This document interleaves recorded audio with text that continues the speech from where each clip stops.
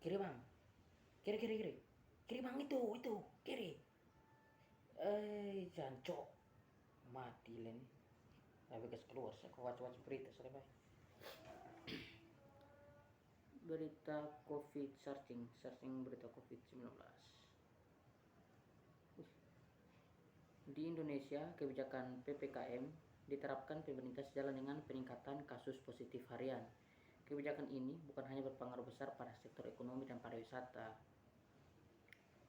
berpengaruh juga terhadap dunia pendidikan.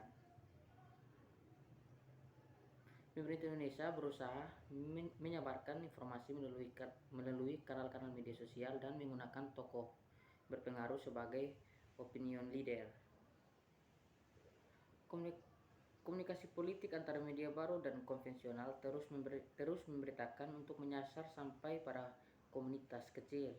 Influencer dari pemimpin komunitas, artis, tokoh pendidikan dan figur terkenal pun turut membantu mengkampanyekan program pemerintah.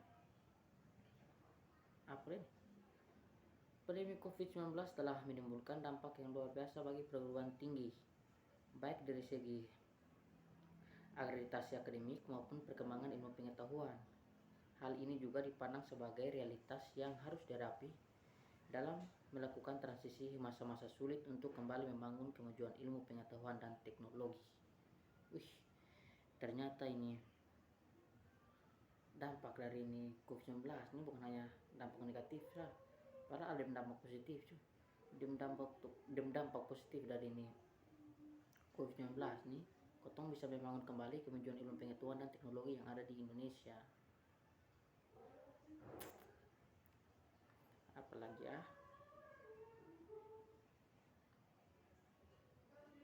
situ ini leh apa nih, kondisi pendidikan di Indonesia akibat COVID-19 yang menjadikan perangkat digital dan teknologi sebagai alat penyambung hidup. Kotong tuh melakukan kegiatan betul.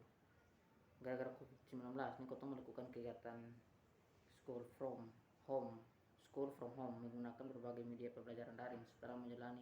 Setelah menjalani dapat dirasakan dalam pembelajaran daring, respon siswa tidak sealami dalam kondisi kuliah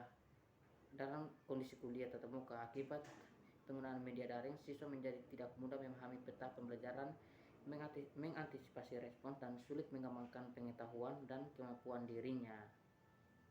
Betul juga.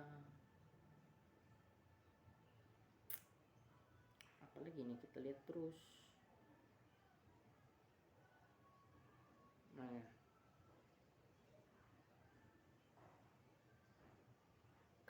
Karena pandemi COVID-19, universitas telah ditutup dan belum tahu berapa lama hal ini akan berlangsung.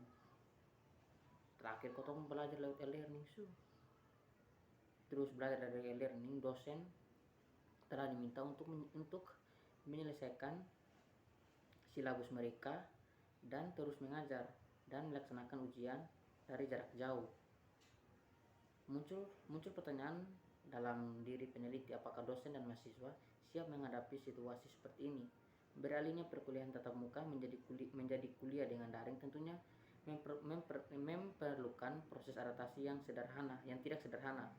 Dosen dan mahasiswa dituntut untuk mempelajari cara menggunakan metode belajar online atau e-learning, juga harus dapat menggunakan platform rapat seperti Zoom atau Google Meet dan sejenisnya.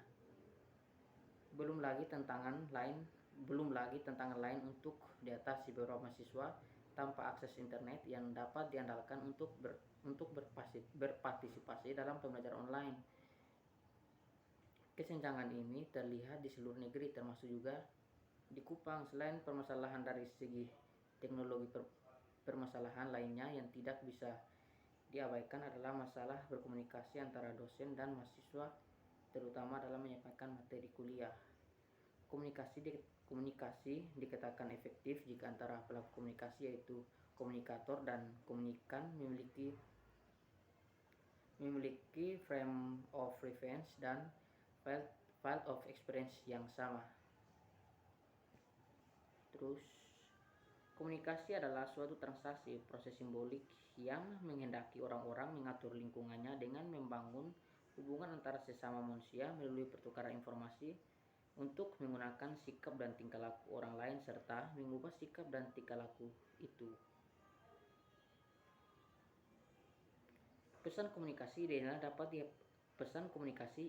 dapat dipahami dengan baik oleh penerima jika dalam proses perkuliahan tentunya pesan dimaksud adalah materi pembelajaran. Apakah semua mahasiswa dapat menerima materi dalam bentuk modul atau PowerPoint? Seberapa besar pemahaman mereka tentang materi hanya dengan membaca? Bagaimana jika ada hal-hal yang belum mengerti? Apakah mahasiswa dapat memperoleh jawaban saat itu juga? Pandemi COVID-19 yang datang mendadak, di mana penerapan PSBB berdampak pada berbagai sektor kehidupan. Salah satunya adalah perubahan proses belajar mengajar dari tingkat dasar sampai perguruan tinggi.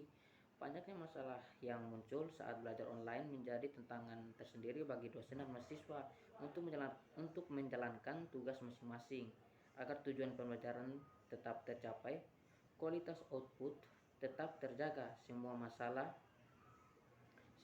dalam perkuliahan daring ini dapat terselesaikan jika dosen memiliki strategi dan gaya komunikasi khusus selama proses kuliah daring. Saat pandemi berlangsung, dosen harus dapat menciptakan metode belajar yang kreatif dan inovatif, sedangkan mahasiswa dituntut untuk aktif dalam belajar.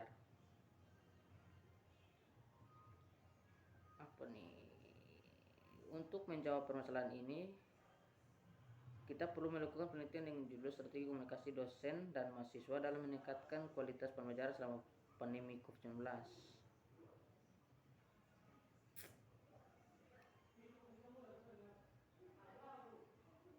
Penelitian ini dapat memberi kontribusi berharga dalam menyikapi berbagai permasalahan di bidang pendidikan, khususnya pendidikan tinggi di Indonesia.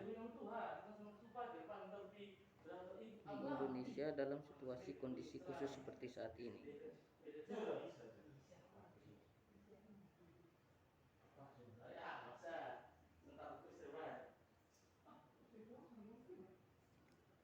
Strategi komunikasi merupakan paduan antara perencanaan komunikasi dengan manajemen komunikasi.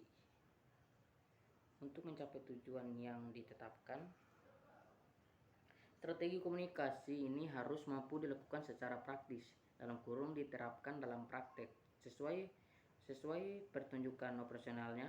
Dalam arti kata bahwa pendekatan dapat berbeda sewaktu-waktu tergantung pada situasi dan kondisi. Strategi komunikasi dimaksud pada penelitian ini adalah strategi komunikasi dosen dalam menyampaikan materi kuliah, khususnya dalam penelitian ini adalah mata kuliah teori komunikasi. Juga strategi komunikasi mahasiswa dalam menerima dan merespon materi, juga berdiskusi secara daring. Selama pandemi di mana perkuliahan dilakukan secara daring menggunakan metode belajar learning yang berbeda dari perkuliahan sebelum pandemi. Dikhawatirkan mempengaruhi kualitas pembelajaran. Aspek-aspek inilah yang menjadi perhatian utama peneliti dalam menganalisis hasil penelitian.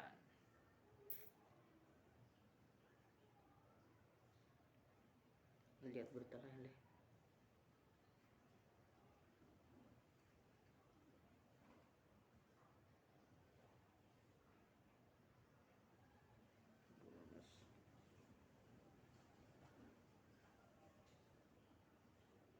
Apa lagi nih?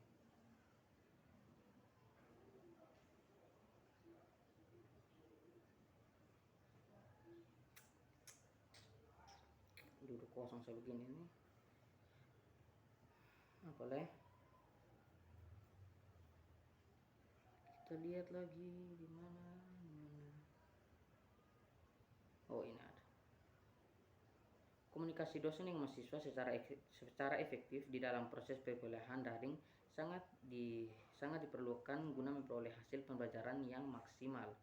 Cara dosen tentunya berbeda dengan satu dengan yang lainnya. Masing-masing pelaku komunikasi memiliki strategi dan gaya yang berbeda. Perbedaan tersebut dapat dilihat dari latar belakang budaya, pengalaman, tingkat pendidikan. Dosen dan mahasiswa sebagai aktor yang terlihat dalam pembelajaran daring dituntut memiliki kreativitas serta inovasi dalam proses perkuliahan ataupun belajar mengajar agar menimbulkan agar agar agar meminimalkan hambatan pada kuliah daring.